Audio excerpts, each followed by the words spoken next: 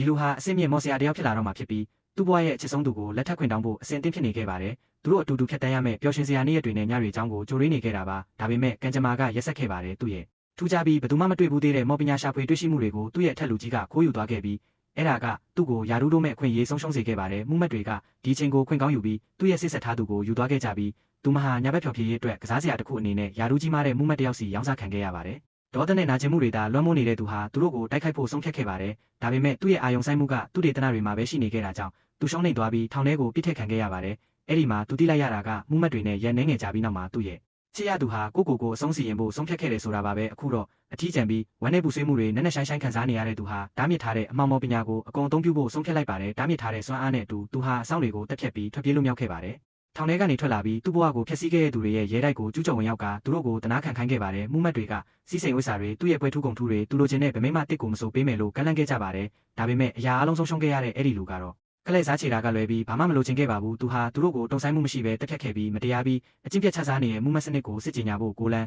မဲခင်စစ်တပ်တစ်ခုကိုရွှေ့ပြောင်းခဲ့ပါတယ်ဒါပေမဲ့ကဘာကြီးမှာသူ့ရဲ့သူရဲကောင်းရှိနေခဲ့ပါတယ်နတ်ဖျားမရဲ့ကောင်းချီးပေးခံရတဲ့ကောင်လေးပါသူဟာနတ်ဆိုးဘရင်ဖြစ်တတ်မှတ်ခံခဲ့ရပါတယ်မိစ္ဆာကောင်တွေဟာမကောင်းမှုအလုံးရဲ့လူဝင်စားဖြစ်ဆွဆွဲခံခဲ့ရပါတယ်ပြီးတော့သူဟာရွေးချယ်ခံသူရဲကောင်းရဲ့စစ်တပ်နဲ့ကာလရှည်ကြာစစ်ပွဲတစ်ခုမှာရင်ဆိုင်တိုက်ခိုက်ခဲ့ပါတယ်နောက်ဆုံးမှာတော့သူရဲကောင်းတာလင်းမတ်တရက်နိုင်ခဲ့ပါတယ်မော်ဆရာဟာမြင့်မြတ်တဲ့စွမ်းအားကိုမကျော်လွှားနိုင်ခဲ့ပေမဲ့ခေါင်းဖြတ်မခံရခင်မှာနောက်ဆုံးအမောင်ကျိန်စာတစ်ခုကိုတိုက်ခိုက်ခဲ့ပြီးသူရဲကောင်းနဲ့သူ့ရဲ့မျိုးဆက်တွေအားလုံးကိုအမေးဆက်ဆုံးထင်းစေခဲ့ပါတယ်အခုတော့200ပေါင်းများစွာကြာပြီးနောက်မှာကျိန်စာကရှိနေသေးပါသူရဲကောင်းလို့ခေါ်တဲ့သူရဲ့သွေးဆက်ဟာပျောက်ကွယ်လို့နီးပါအခြေအနေမှာရိမ့်ရိုင်နေပါတယ်ပြီးတော့နဆိုးဘရင်လို့ခေါ်တဲ့သူဟာအခုလေးတင်ပြန်လည်မွေးဖွားလာခဲ့ပြီးသူတစ်ချိန်ကကျိန်စာတိုက်ခဲ့တယ်မိသားစုတွေကိုဝင်စားလာခဲ့ပါတယ်ဒါပေမဲ့သူ့ရဲ့ကျိန်စာကအရန်ထိရောက်လုံးလို့မိသားစုဟာဒေဝါလီခံရတော့မဲ့အပြင်အရာအလုံးဆုံးရှုံးရတော့မဲ့အခြေအနေဖြစ်နေပါတယ်ပြဿနာကအခုသူဟာမှုမှတ်တိုင်းကိုအပီးတိုင်ဖျက်ဆီးပစ်ဖို့စွမ်းအားတွေပြန်လုံနေတာပါပဲသူအော်ဟစ်ပြီးနိုးလာတဲ့အချိန်မှာအိမ်တော်ထင်းဟန်စ်လိုဗန်ကအခန်းထဲကိုဝင်လာခဲ့ပါတယ်သူတို့စကားနည်းနည်းပြောဖြစ်ကြပြီးကောင်လေးတွေကသူပဲရောက်နေလဲသူဘယ်သူလဲဆိုတာကိုတဆင်ချင်းစတင်ရှာဖွေခဲ့ကြပါတယ်သူမယုံနိုင်ခဲ့တာကလွန်ခဲ့တဲ့နှစ်900ကသူတိုက်ခဲ့တဲ့ရိုးရှင်းတဲ့ကျိန်စာကအဲ့ဒီလူရဲ့မျိုးဆက်ကိုတကယ်ပဲအပီးတိုင်ဖျက်ဆီးပစ်ခဲ့ပြီးအခုသူကိုယ်တိုင်တောင်အဲ့ဒီကျိန်စာရဲ့တက်ရောက်မှုကိုခံနေရတယ်ဆိုတာပါပဲစာအုပ်တချို့ကိုဖတ်ပြီးတဲ့နောက်မှာသူအရာအလုံးကိုနားလည်သွားပြီးသူရှုံးနေခဲ့တာသူ့အမားလို့ပဲတွေးနိုင်ခဲ့ပါတယ်ဒါပေမဲ့အကြောင်းတစ်ခုခုကြောင့်ကျိန်စာကိုယ်တိုင်ကသူဒီမိသားစုမှာမွေးဖွားလာတာနဲ့ပတ်သက်နေတယ်လို့သူခံစားရပါတယ်ဒါပေမဲ့အခုတော့အကျင့်ပြတ်မှုမှတ်တွေကိုအပီးတိုင်ဖျောက်ဖျက်ပစ်ဖို့သူ့ရဲ့စစ်တပ်ကိုပြန်လည်ဖွဲ့စည်းဖို့အခွင့်အရေးရလာပါပြီဒါပေမဲ့ရုတ်တရက်အပြင်ဘက်ကတယောက်ယောက်အော်ဟစ်နေတာကိုသူကြားလိုက်ရပါတယ်သူ့ရဲ့အိမ်တော်ထင်းတွေအားလုံးကြောက်ရွံ့ပြီးတင်းမာနေကြပါတယ်အဲ့ဒီမှာအရက်လေးပေရှိတဲ့ရုပ်ဆိုးဆိုးကုန်တီဒိုင်ယန်စွန့်လွင်ရဲ့ဆိုသူရက်နေပြီးသူကတခင်လေးနဲ့အခုချက်ချင်းတွေ့ကျင်တယ်လို့ပြောနေပါတယ်သူအကျွေးတွေဆက်ရပါမယ်ရနောကရေမောလိုက်ပြီးဒီကောင်တောင်အကျွေးတင်နေတယ်ဆိုတော့ကျိန်စာကတကယ်ကောင်းတာပဲလို့ပြောလိုက်ပါတယ်ပိုဆိုးတာကပြီးဆိုလဲနှွင်း9000တောင်ပါသူရခဲ့တဲ့ငွေကစိတ်ကိုဖွံ့ဖြိုးတိုးတက်အောင်လုပ်ဖို့ဖြစ်ပေမဲ့ဘယ်တော့မှပြန်မဆက်ခဲ့ပါဘူးဟန်စ်ကတခင်လေးရဲ့ကျမ်းမာရေးခြေအနေကြောင့်အနားယူရမယ်လို့ရှင်းပြဖို့စူးစမ်းခဲ့ပေမဲ့ဂုံတီကဘာမှလက်မခံပဲဒီကိစ္စကိုတခင်လေးကိုယ်တိုင်စီကနေကြားဖို့လိုတယ်လို့ပြောပါတယ်အဲ့ဒီအချိန်မှာလူတိုင်းတိတ်ဆိတ်သွားပါတယ်ပြီးတော့အဲ့ဒီလူကသူတို့ရဲ့တုံ့ပြန်မှုတွေကိုကြည့်ရတာအခုချက်ချင်းပြန်ဆက်နိုင်မဲ့ပုံမပေါ်ဘူးလို့ပြောပါတယ်ပြီးဆို9ရေတောင်းဆိုတာနေတဲ့ပမာဏမဟုတ်ပါဘူးအဲ့ဒါကြောင့်သူကကန့်လန့်မှုတစ်ခုလုပ်ပါတော့မယ်သူတို့လုပ်ရမယ့်တစ်ခုတည်းသောຢာကသူတို့အိမ်ထဲကအရာမယုတ်တူကြီးအပြီးပဲရဲ့ကိုလွှဲပြောင်းပေးဖို့ပါပဲအဲ့ဒါကတပိတ်ဖြစ်နေလို့3000တောင်တန်ချင်မှတန်ပါပါအဲ့ဒါကြောင့်သူကကောင်းမွန်တဲ့ကန့်လန့်မှုတစ်ခုလုပ်နေတာလို့ပြောတာပါအဲ့ဒီအချိန်မှာပဲတခြားစစ်သားတစ်ယောက်ကအဲ့ဒါမဖြစ်နိုင်ဘူးလို့ပြောပါတယ်သူတို့အိမ်တစ်ခုလုံးမှာအရာမယုတ်တူ3ခုပဲရှိတာပါဒါကြောင့်အဲ့ဒီထဲကတစ်ခုမရှိရင်သူတို့နေမြေကိုကာကွယ်နိုင်မှာမဟုတ်ပါဘူးလူတိုင်းကအဲ့ဒီစိတ်အနှောက်အယှက်ဖြစ်စရာညှင်းခုန်မှုကိုဆက်လုပ်နေကြပါတယ်ပြီးတော့အပေါ်ကနေအရာအလုံးကိုစောင့်ကြည့်နေတဲ့ဇက်လိုက်ကရေမောနေပြီးအဲ့ဒီယူလာအန်ဒေးဗစ်ရဲ့ဒါကိုမြင်တင်တယ်လို့ပြောပါတယ်ပြီးတော့ဂုံတီကသူတို့ကိုစိတ်ငြိမ်ငြိမ်ထားဖို့ပြောပြီး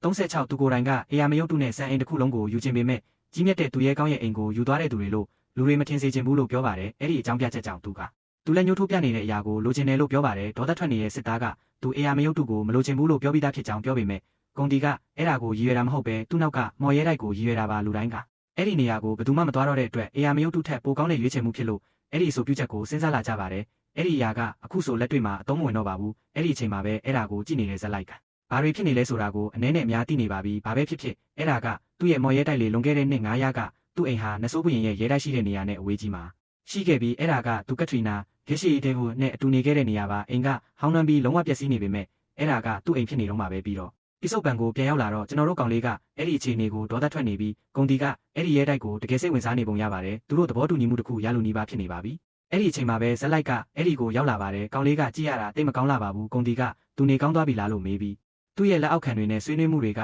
ဆင်ပြေနေပုံရတယ်လို့ပြောပါတယ်အခုသူတို့ကုမ္ပဏီကနဆိုးရဲတိုက်ရဲ့စီမံခန့်ခွဲမှုကိုကြီးကြပ်မယ်ဆိုတာကိုအတည်ပြုဖို့လက်မှတ်တစ်ခုပဲလိုတော့တာပါဒါပေမဲ့ဒေါသထွက်နေတဲ့ကောင်လေးက ယူဖို့တခုပဲသူတို့သိတာလားလို့မေးပါတယ်သူတို့ကဒါဘလို့နေရာမျိုးလဲဆိုတာတော့မသိပဲအဲ့ဒါကိုထိန်းချုပ်ဖို့ဘလို့ရဲဝင်တာလဲလို့မေးပါတယ်ကောင်းလေးဘာလို့ဒီလောက်ဒေါသထွက်နေလဲဆိုတာကိုဘယ်သူမှနားမလည်ကြပါဘူးပြီးတော့စာမန်နန်းပင်ပဲကသူတို့နေမြေရဲ့အလဲဘဟိုကမြေကိုယူပြီးတဲ့နောက်မှာဧရိယာကိုဖွံ့ဖြိုးတိုးတက်အောင်လုပ်မယ်ဆိုတဲ့အကြောင်းပြချက်နဲ့သူတို့ရဲ့ဝါစာလွှမ်းမိုးမှုနဲ့အာဏာကိုချဲ့ထွင်ဖို့ရည်ရွယ်ထားပြီးလူတွေကိုခီးသွွားလုပ်ငန်းဆိုတဲ့နာမည်နဲ့လွတ်လွတ်လပ်လပ်ဝင်ရောက်ခွင့်ပြုမယ်လို့ပြောကသူနားလည်မှုလွဲနေရလို့ထင်လားလို့မေးပါတယ်ရိုးရိုးသားသားပြောရရင်သူကအဲ့ဒီလိုလူမျိုးကိုမုန်းပါတယ်အဲ့ဓာတွေအားလုံးကိုကြားပြီးတဲ့နောက်မှာတော့ကုန်တီဟာရွေးချယ်စရာမရှိတော့ပဲဒီလိုအချိန်မျိုးမှာပိုပြီးယုံကြည်မှုရှိတဲ့တုံ့ပြန်မှုမျိုးပေးဖို့လိုတယ်လို့တွေးလိုက်ပြီးအဲ့ဒီအိမ်ကအကျွေးမဆက်နိုင်ဘူးအဲ့ဒါကြောင့်သူတို့ကသူ့ကိုငဲ့ညာဖို့စူးစမ်းပြီးဒီအဆိုပြုချက်ကိုယူလာတာလို့ပြောပါတယ်သူ့ကုမ္ပဏီကငွေကိုတနည်းနဲ့ပြန်ရယူရမှာပါပြီးတော့စာမန်ကဘယ်ချိန်မှအကျွေးမဆက်ဘူးလို့မပြောခဲ့ဘူးလို့ဆိုပြီး10 ရက်အတွင်းမှာအတိုးပါဝင်အားလုံးကိုပြန်ဆက်မယ်လို့ကြေညာကသူရှိကနေအခုချက်ချင်းထွက်သွားဖို့ပြောလိုက်ပါတယ်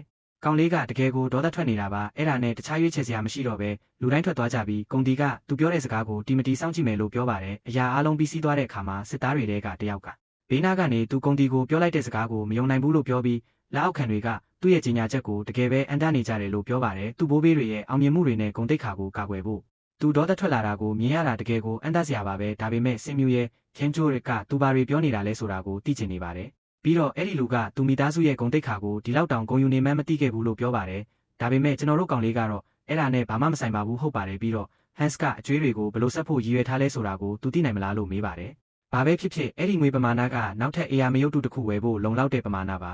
အခုလောလောဆယ်သူတို့မှာငွေချေးဖို့လုံလောက်တဲ့အာမခံပစ္စည်းမရှိဘူးလို့ပြောပြီးတခြားဖြည့်ရှင်းတွေရှိလားလို့မေးပါတယ်ဒါပေမဲ့ကောင်လေးကအဲ့ဒါတွေကိုဘာမှမကြားချင်ပါဘူးပြီးတော့သူထွက်သွားဖို့ပြင်လိုက်ရင်သူက